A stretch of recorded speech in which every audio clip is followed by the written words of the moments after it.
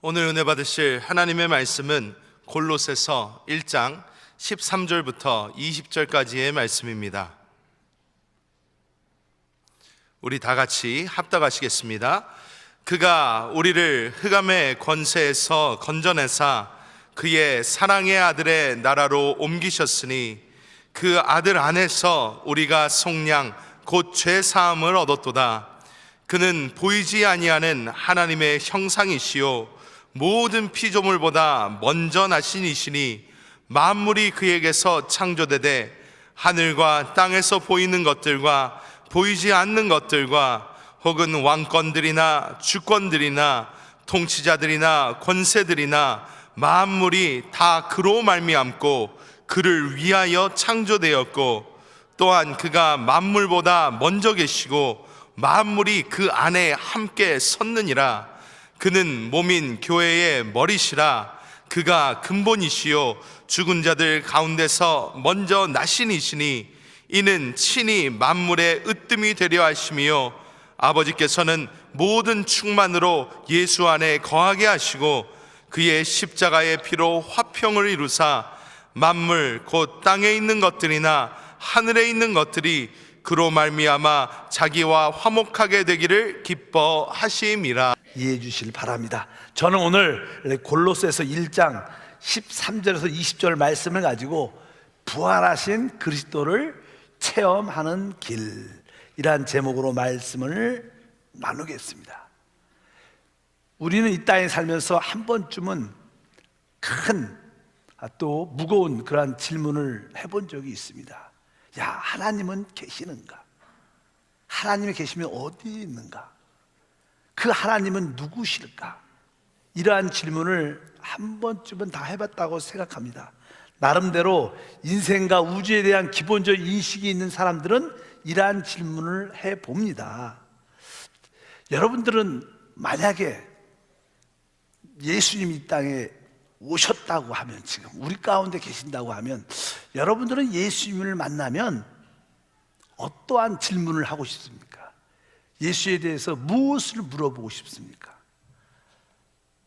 진짜 우리 예수님이 우리 가운데 계시다면 그분이 이 땅에 오셔서 또 기적도 행하시고 또 우리에게 구원의 말씀도 전하시고 하나님에 대해서 말씀하실 때 여러분들이 그분의 음성을 들으면서 나는 그분을 만나면 무엇을, 또 많은 사람들이 그 사복음서에 있는 것처럼 어떤 문제를 가지고 와서 주님 나를 치유해 주시옵소서, 고쳐 주시옵소서, 우리 아들이 딸이 죽었습니다, 귀신 들렸습니다, 살려주시옵소서, 귀신을 쫓아내 주시옵소서, 그런 분도 참 많은 것입니다. 그러나 그것보다 더 근본적인 질문을 할 필요가 있다는 겁니다. 그 당시 예수님께서 이제 죽으시기 전에 마지막 사역 때 예루살렘에 올라갔을 때 그 네 부류의 사람들이 예수님께 질문을 하죠.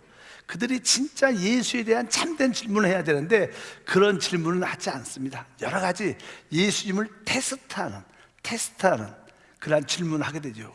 첫 번째는 기득권을 가지고 있는 높은 사람들, 대제사장들, 또 어떤 장로들, 기득권을 가지고 있는 사람들이 예수께서 놀라운 말씀을 전할 뿐만 아니라 성전도 깨끗이 하고 장사하는 사람을 막 쫓아내고 막 이런 일을 행하니까 그들은 예수께 와서 당신은 무슨 권위로 이런 일을 합니까? 이렇게 질문해요. 당신은 무슨 권위로 이런 일을 합니까? 또 한 부류 사람들이 옵니다. 그들은 정치에 관심이 많아요. 어쩌면 어떤 사람이 오면 우리 당으로, 우리 쪽으로 이끌려는 그런 마음이 많죠. 또 반대하든가. 그래서 또 이 정치에 관련된 그 유대인들은 예수님께 와서 질문합니다. 그 당시 이스라엘 유대인들은 로마의 지배를 받고 있었어요. 그래서 대부분 유대인들은 로마에 의해 로마 국가에 세금을 내는데 그 유대인, 신실한 유대인들은 로마 정부에, 자기를 지배하는 로마 정부에 세금 내는 것을 아주 싫어했습니다. 그건 매국노라고 생각을 했습니다. 그래서 예수님께 와서 그들은 이렇게 질문합니다. 가이사에게, 황제죠, 황제에게 세금을 바치는 게 올바른가, 그렇지 않은가, 이런 질문을 또 했습니다. 또 한 사람들은 이제 사두개인, 이 사람들은 뭐 종교인 같은데 부활, 영생을 믿지 않습니다. 교회를 다니는 사람 중에서도 부활을 믿지 않고 영원한 시대가 있는 거 믿지 않습니다. 그들의 관심은 오직 현실입니다. 현실. 그래서 현실에서 일어나는 다음 시대 거에 관심이 없고 현실에 대한 그런 문제를 질문을 하게 돼요. 그러나 그 중에 또 한 부류는 이제 종교에 관심이 있어요. 그들은 율법을 가지고 있었죠. 유대 종교. 그래서 율법에 있는 기록된 말씀을 알고, 이 율법에 많은 가르침이 있는데 율법의 가장 중요한 계명이 무엇인가, 이런 질문을 쭉 합니다. 여기에 대해서 주님이 아주 놀랍게 대답을 하죠. 대답을 다 하니까 그들이 할 말이 없어요. 야, 이 사람의 지혜, 이분의 총명, 이분의 능력, 놀라운 대답을 생각지 못한 그런 대답들을 다 하고. 다 왜? 그분은 하나님이니까. 그러니까 우리 주님께서 너희가 나한테 질문을 다 했느냐? 그러면 거꾸로 내가 너희에게 질문하겠다. 주님께서 우리에게 질문한다면 그 질문은 진짜 중요한 질문이겠죠. 인생에서 최고의 질문일지 모릅니다. 그러면서 성경에 이렇게 말씀합니다. 마태복음 22장 42절에 다 같이 합독하면 너희는 그리스도에 대하여 어떻게 생각하느냐? 네 자손이냐? 대답하되 다윗의 자손이니이다. 그러니까 너희는 그리스도에 대하여 어떻게 생각하느냐? 여러분들은 그리스도가 누구라고 생각하십니까? 그리스도가, 사실 그리스도는 우리가 알다시피 영원하신 하나님이십니다. 그 당시 구약의 가르침에 의하면 그 그리스도가 어떻게 오시냐? 다윗의 후손, 다윗의 씨를 통해서 온다고 말해서 하나님께서 우리에게 아브라함의 후손으로 우리에게 축복을 주신다고 말씀했습니다. 바로 그 아브라함의 후손이 이어져서 다윗의 후손으로 이 땅에 오신다고 말씀했는데, 너희는 이제 그리스도에 대해서 어떻게 생각하느냐? 그러니까 그들이 어떤 성경적인 지식을 아니까 다윗의 자손으로 옵니다. 다윗의 후손으로 옵니다. 이렇게 말씀했습니다. 그러니까 우리 주님이 그들에게 이제 말을 합니다. 우리 43절과 45절 말씀을 읽으면 이르시되 그러면 다윗이 성령에 감동되어 어찌 그리스도를 주라 칭하여 말하되 주께서 내 주께 이르시되 내가 내 원수를 내 발 아래 둘 때까지 내 우편에 앉아 있으라 하셨도다 하였느니라. 다윗이 그리스도를 주라 칭하였은즉 어찌 그의 자손이 되겠느냐 하시니라. 원래 성경에 그리스도는 다윗의 후손으로, 자손으로 온다고 말씀했습니다. 뭐 다윗의 자식으로 온다는 거죠. 후손으로. 근데 어떻게 다윗이 성령의 감동에서 기도할 때 바로 그 그리스도를 주님이라고 불렀다는 거예요. 어떻게 자기의 다윗의 후손으로 왔는데 그리스도를 어떻게 주님으로, 하나님으로 부를 수 있는가? 쉽게 말하면 어떤 할아버지가 있고 손자가 있어요. 할아버지가 손자한테 어떻게 해요? 주님 이렇게 불렀다는 거예요. 어떻게 그렇게 부를 수 있냐는 거예요. 이 뜻은 무슨 뜻입니까? 여러분, 우리 그리스도는 사람으로 육신으로 오신 분이시지만 그분은 원래 하나님이라는 거예요. 여러분들은 그리스도를 확실하게 마음속 깊은 곳에 하나님인 것을 분명히 알아야 돼요. 그분은 바로 사람으로 육신을 입으신 하나님인 것을 분명히 깨달아야 된다. 이것을 참으로 알아야 진짜 그리스도를 믿게 되는 것이다. 바로 그리스도는 육신, 사람으로 오신 분이시지만 그분 안에는 신성, 하나님이라는 거예요. 우리가 그리스도를 하나님으로 붙잡고 그분을 믿을 때 우리에게 놀라운 은혜와 축복이 함께할 줄 믿습니다. 그러면 이제 우리가 오늘 우리 그리스도가 어떠한 분이신가를 분명히 여러분들이 알 필요가 있습니다. 신앙생활에서 가장 중요한 분, 그리스도는 누구신가? 그리스도는 어떠한 분이신가? 첫 번째로 그리스도는 바로 영원전부터 말씀이신 그리스도이신 것을 믿습니다. 요한복음 1장 1절에 보니까 태초에 말씀이 계시니라. 이 말씀이 하나님과 함께 계셨으니 이 말씀은 곧 하나님이시라. 그분은 태초 영원전부터 말씀이셨어요. 그분이 말씀이신 그분이 뭐예요? 하나님인데 그 말씀은 예수님이십니다. 우리 안에 우리는 늘 말씀이신 그리스도, 한번 따라할까요? 말씀이신 그리스도. 우리 하나님은 누구신가? 말씀이신 그리스도라는 거예요. 왜 그분은 왜 말씀이라고 정의를 했을까? 왜 말씀이라고 그랬을까? 우리 주님은요, 이 우주를 창조할 때 그분은 말씀으로 창조하십니다. 빛이 있으라. 그러니까 그분이 말씀하면 모든 것이 만들어지고 창조됩니다. 그러한 모든 것에 그분이 시작이고 근본이라는 거예요. 그래서 이 우주가 만들어질 때 누굴 통해서? 예수 그리스도를 통해서 만들어진 거예요. 그분이 만들어진 거예요. 그분을 통해서, 그분을 위하여 만들어진 것이 바로 이 우주인 줄 믿습니다. 그래서 이 우주의 중심은 그리스도입니다. 예수 그리스도십니다. 그분을 위하여, 그분을 통해서 이 만들어진 게 이 우주다. 여러분, 이 우주를 알려면 말씀이신 그리스도를 알아야 될 것이다. 그래서 골로새 1장 16절 읽어보니까 만물이 그에게 창조되되 하늘과 땅에서 보이는 것들과 보이지 않는 것들과 혹은 왕권들이나 주권들이나 통치자들이나 권세들이 다 만물이 그로 말미암아 그를 위하여 창조되었다. 그래서 그분이 말씀이신 그리스도라는 뜻은 그분이 모든 것을 창조하기 위한 말씀이신 하나님의 것을 깨닫기를 바랍니다. 두 번째, 그 말씀이신 하나님이 이 땅에 사람을 입고 오셨어요. 육신을 입고 오셨습니다. 우리 같은 몸을 갖고 오셨다는 거예요. 성경은 요한복음 1장 14절에 말씀합니다. 말씀이 육신이 됐다. 왜 그분이, 말씀이신 하나님께서 왜 육신, 사람으로 오셨을까? 알다시피 하나님이 사람을 놀랍게 창조했고 축복된 존재로 창조했는데 뱀의 미혹을 받고 사람은 타락하죠. 바로 죄를 짓고 가난과 저주와 질병과 영원한 멸망 가운데 있는 것이 우리 인간의 운명입니다. 우리 모든 인간은 다 죄를 범했습니다. 성경에 말하죠. 의인은 없나니 한 사람도 없다. 모든 사람이 다 죄를 범했다. 그래서 사람은 죄로 말미암아 영원한 멸망, 영원한 지옥에 던져질 것이 인간의 운명이에요. 그렇기 때문에 주님은 바로 우리의 죄의 문제를 해결하기 위해서 육신을 입고 오신 것을 알아야 됩니다. 사람의 죄는 사람만이 대속할 수 있어요. 참된 사람의 죄는 짐승을 잡았다고 해결되는 게 아니라는 거예요. 그것은 하나의 그림자입니다. 일시적인 것이지. 구약에 많은 죄물들이 졌죠. 그것은 하나의 그림자지 실제가 아니었습니다. 사람의 모든 죄는 사람의 피가 있어야 돼요. 죄 없는 피. 그래서 그분이 바로 사람으로 육신을 입고 오신 줄 믿습니다. 그래서 우리가 그리스도는 누구신가? 그분은 육신을 입으신 하나님이시라. 여러분은 육신을 입으신 하나님을 말미암아 우리가 죄사함 받게 된 줄 믿습니다. 또 그분은 어떠한 분이시냐? 그분은 바로 영이신 그리스도입니다. 따라할까요? 영이신 그리스도. 그분이 육신을 입고 이 땅에 오셨다가 죽으셨습니다. 그리고 부활하시죠. 당연하게 부활하신다는 뜻은 그분이 영이라는 거예요. 영. 그래서 이렇게 설명을 합니다. 고린도전서 15장 45절에 기록된 바 첫사람 아담은 생명이 되었다는 것 같이 마지막 아담은 살려주는 영이 되었나니. 마지막 아담은 우리 그리스도를 말씀합니다.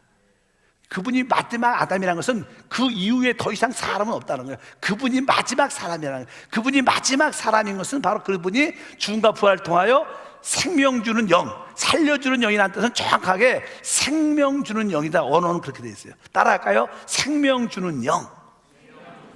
그러니까 우리 그리스도는 누구시냐? 생명을 주는 영이라는 거예요. 영이라는 건 성령을 말하죠. 그래서 우리 고린도 후서 3장 17절에 주는 영이시니 주의 영이 계신 곳에 자유가 있느니라. 바로 우리 주님이 예수님이시죠. 주 예수님이 육신을 입고 오신 예수님이 그분 죽음과 부활을 통하여 영이시라는 거예요. 예수님이 영이라는 거예요.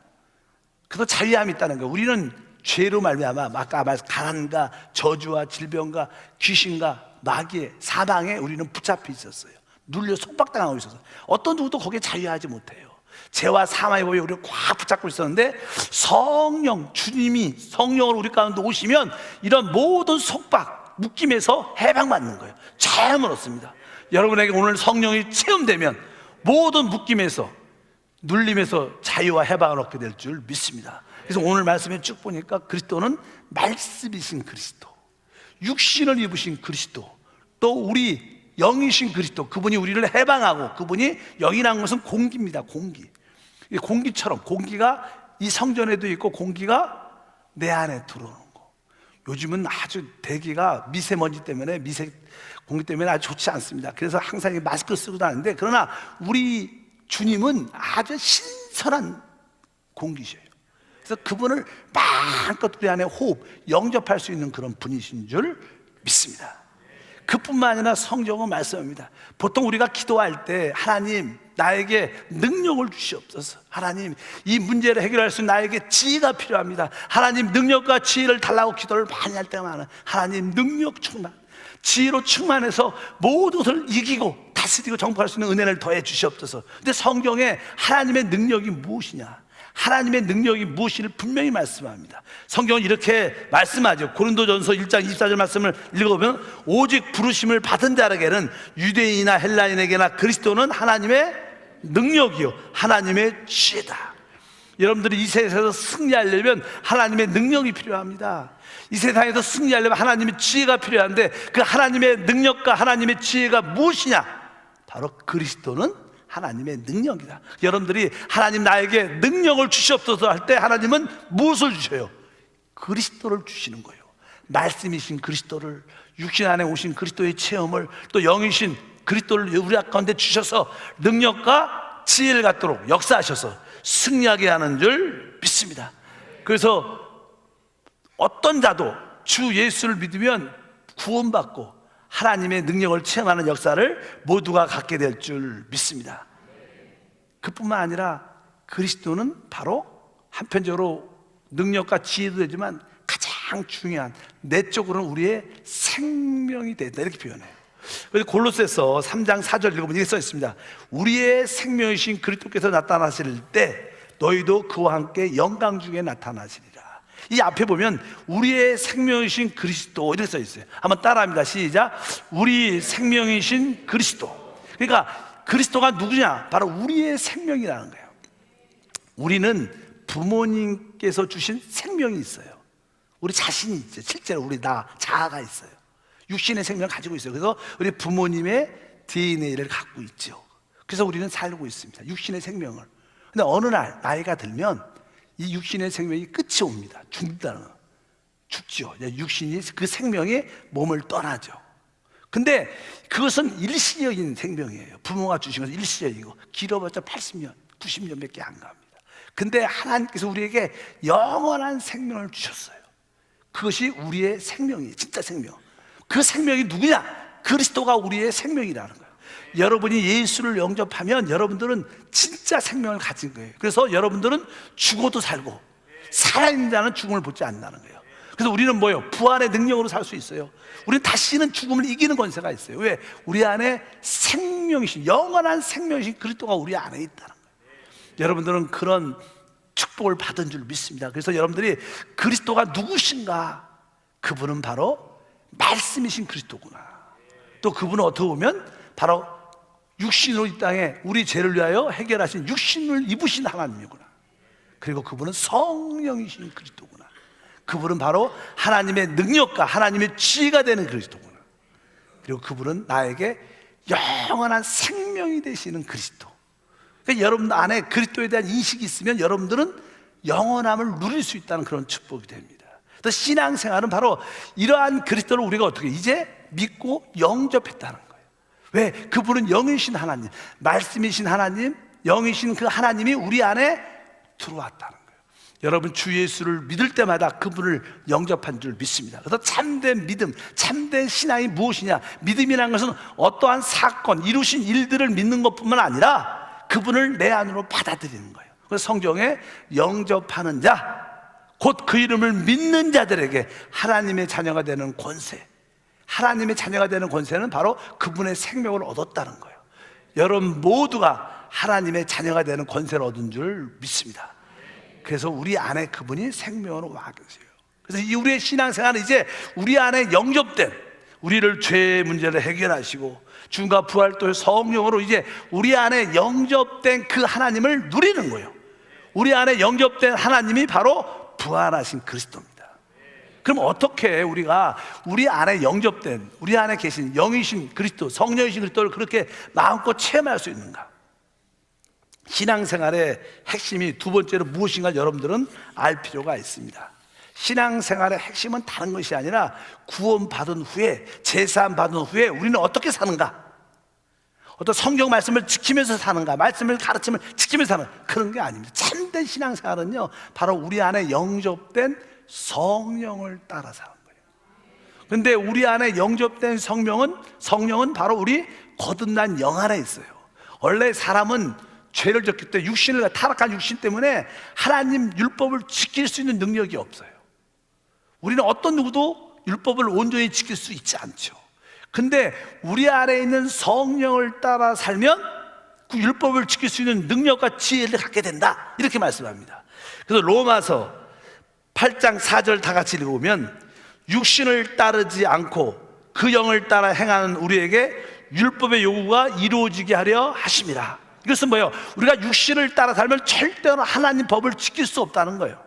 그러나 우리가 그 영을 따라, 바로 우리 안에 영접된 성령을 따라 행하면 율법을 다 지킬 수 있다는 거예요. 그렇기 때문에 우리 삶 속에 하나님 축복이 나타난다는 거예요. 우리 신앙생활이 무엇입니까? 신앙생활은 다른 게 아닙니다. 신앙생활은 바로 우리 안에 와 계신 영접된 그 성령을 따라 사는 거예요. 여러분, 신앙생활이 무엇입니까? 그럼 뭐예요? 성령을 따라 사는 것입니다. 제가 물어보겠습니다. 신앙생활이 무엇입니까? 사는 것입니다. 근데 그 성령이 어디에? 내 마음속, 내 영 안에, 마음속에 있다는 거예요. 그래서 여러분들은 항상 어떻게 마음속 깊은 곳에 있는 성령을 바라봐야 돼요. 근데 우리 마음을 바라본다, 그것을 이렇게 말은 쉬운데 이게 행동으로, 이게 체험으로 갖기 쉽지가 않아요. 말로는 쉽지, 성령을 따라 살아라. 근데 그것을 이렇게 설명하기가 쉽지가 않아요.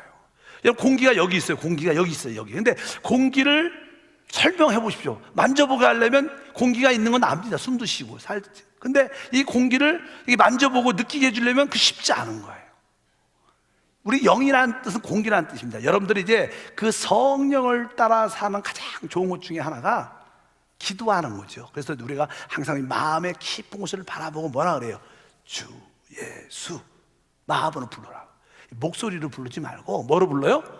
마음으로. 그래서 마음을 바라보고 주 예수, 주 예수. 이게 잘 안 되지만 이렇게 5분만 진지하게 불러보면 여러분 안에, 하나님이 나와 함께 하는구나, 하나님이 진짜 내 안에 계시네, 이런 느낌이 와요. 이 주 예수를 안 부르면 그냥 그런 느낌이 거의 없습니다. 그냥 내 생각을 따라 살지. 그러나 여러분들이 마음을 탁 품고 주 예수, 주 예수, 주 예수, 이렇게 여러분들이 해보시면 마음에 뜨거움과 감동과 하나님이 마음속 깊은 곳에서 내가 너와 함께한다, 내가 너를 사랑한다, 두려워 말라, 이런 느낌을, 내적인 성령의 음성을 듣게 돼요. 그럴 때 여러분들은 담대함이 있죠. 여러분들 주 이름을 부르는 것이 기도인 줄 믿습니다. 한번 해볼까요? 주 예수, 주 예수, 주 예수, 주 예수. 이번에 제가 일주일 동안 알마타 KM 순복음교회에서 현진 사역자들 다 50명들 모여갖고 어떻게 우리가 이기는 자가 될 수 있는가, 그런 이기는 교회, 이기는 성도를 만드는 길, 그런 제목으로 나는 세미나를 하고 왔는데, 거기에서 제가 많이 가르쳐 중에 한 중에 원래 알고 있었지만 다시 한번 실행적으로 우리가 영 안에 계신, 마음속 가장 깊은 곳이신 주 예수를 부르자. 주 예수. 다시 한번 해봅시다. 시작. 주 예수, 주 예수, 주 예수. 이렇게 부르는데 나는 이 부를 때도 생각 안에 있으면 안 되고 어디 있어요? 마음 안에 마음을 바라보면서 주 예수 이렇게 하고, 그 다음에 소리를 안 내도 돼요. 소리를 한번 2번 내보자. 주 예수, 주 예수. 소리 내지 않고 주 예수를 해보세요. 마음으로.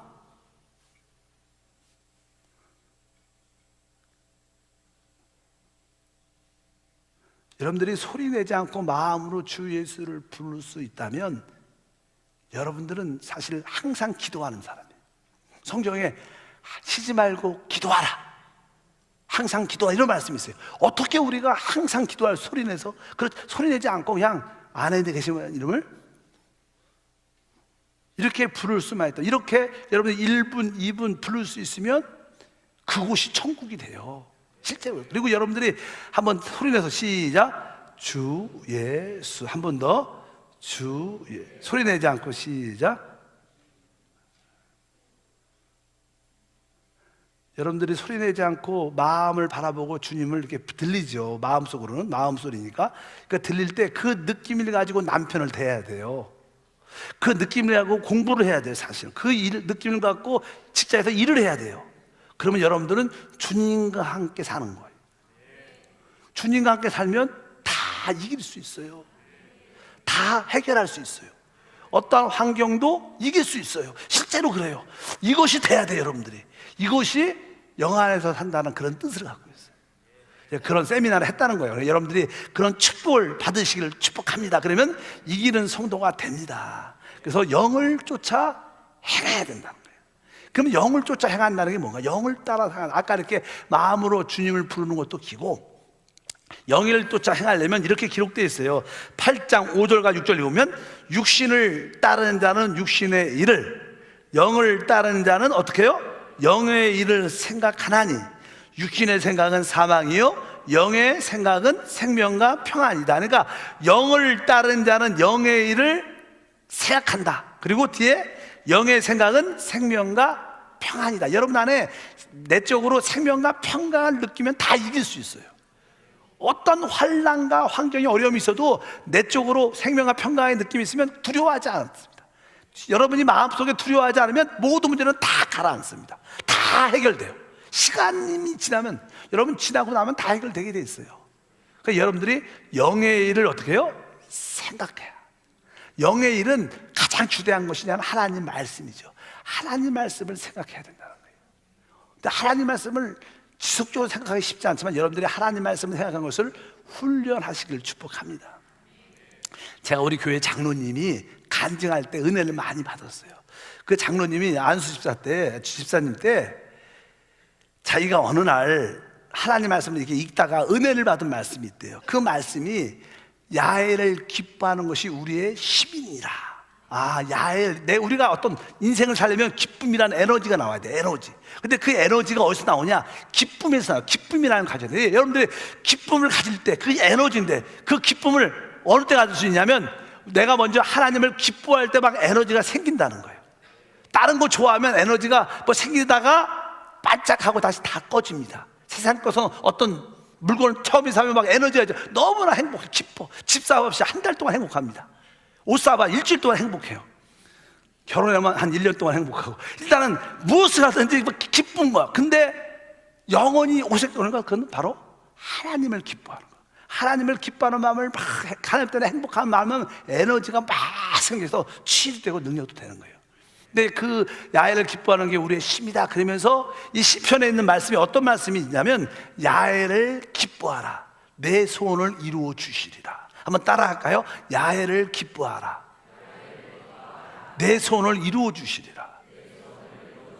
참 은혜로운 말 아니에요. 내 소원을 이루어 준다. 어떻게 하면? 야훼를 기뻐하며. 그래서 그날 아침에 장로님 말씀에, 그날 아침에 이 말씀을 읽는데 너무나 마음이 기쁘고 행복하더라. 야훼를 기뻐하라, 너의 소원을 이루어 주신다. 그래서 집에 있는 A4 용지 한 장 딱 꺼내고 내가 글씨를 아주 멋지게 써야겠다.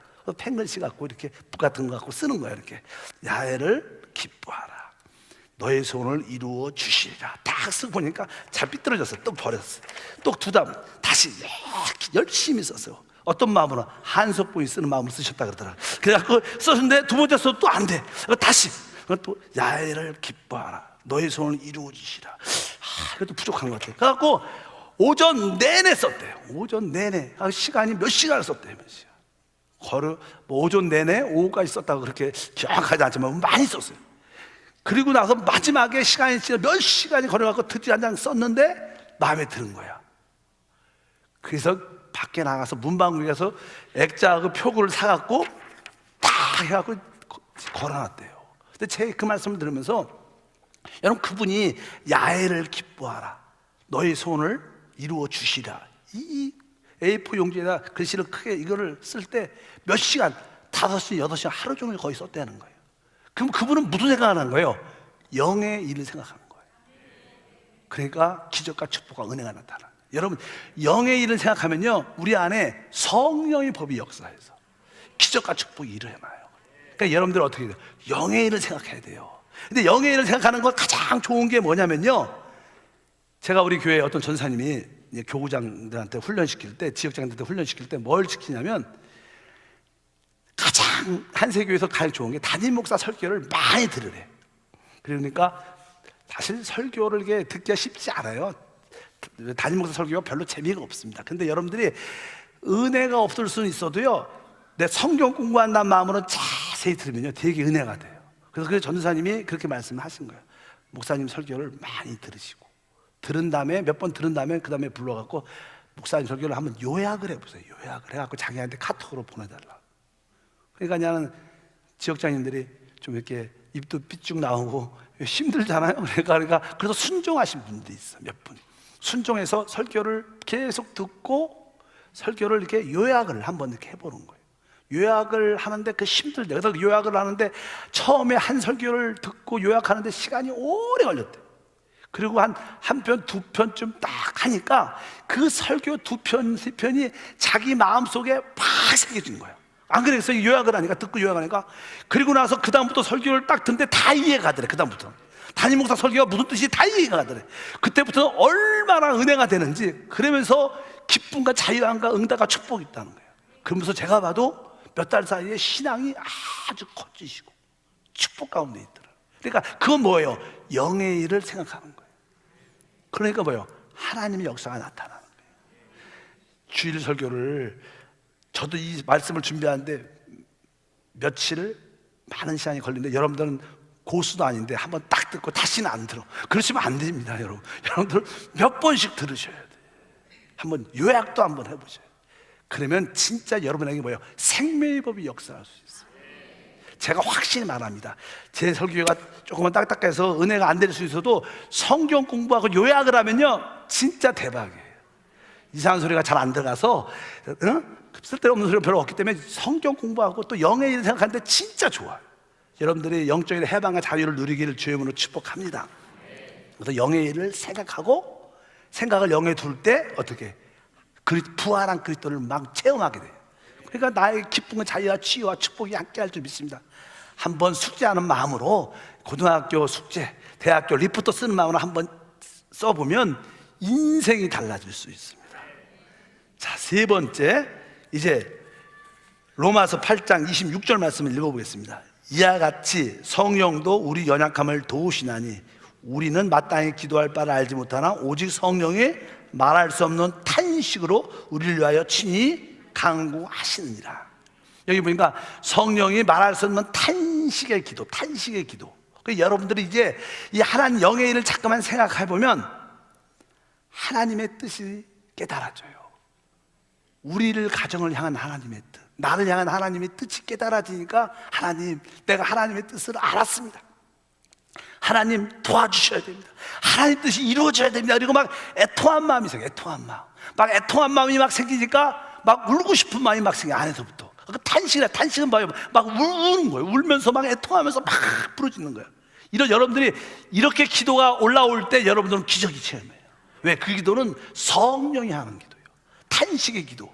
이것은 여러분들이 영의 일을 생각하고 생각을 영에 둘 때만이 여러분들이 탄식할 수 있는 그 기도 깊이까지 들어가서 그때 하나님의 영광과 능력을 체험할 줄 믿습니다. 그때 부활한 그리스도가 우리 가운데 충만하게 체험되는 간증과 축복이 함께할 줄 믿습니다. 우리 그리스도는 놀라운 분이셔요. 말씀이신 그리스도, 그분이 바로 성령이신 그리스도, 하나님의 능력과 지혜가 되는 그리스도, 바로 우리의 생명이 되는 그리스도입니다. 그분을 여러분들이 누려야 됩니다. 누리려면 영을 쫓아 행해야 되는데, 영을 쫓아 행하려면 영의 일을 생각하고 생각을 영에 자꾸만 두는 훈련을 하게 되면 여러분들 안에 탄식하면 뜨겁게 부르짖듯 막 쥐 하면서 애통하고 눈물이 나는, 제가 목소리가 신기해 거기 가서 막 뜨겁게 애통하면서 탄식하고 기도하고 목이 쉰 거예요. 이런 은혜의 역사가 나타나면 기적과 축복이 함께할 줄 믿습니다. 여러분은 날마다 어떤 부활한 그리스도, 우리 오죽 능력 있지 않습니까? 창조의 능력, 부활의 능력, 초월의 능력, 정복의 능력, 머리가 되는 능력을 이렇게 마음껏 누리게 될 줄 믿습니다. 자, 옆 사람과 함께 부활한 그리스도를 누립시다. 하나님 아버지 감사합니다. 다시 한번 부활한 그리스도를 누릴 수 있도록 은혜를 더해 주시고, 우리 그리스도가 어떤 분인 것을 확실히 깨닫고 그분을 따라 영 안에서 따라 영의 일을 생각하고 생각을 영에 두고 탄식하면서 영 안에서 기도하는 우리 모두가 되게 하여서 부활의 능력을 체험할 수 있도록 인도해 주옵소서. 주 예수 이름으로 기도함.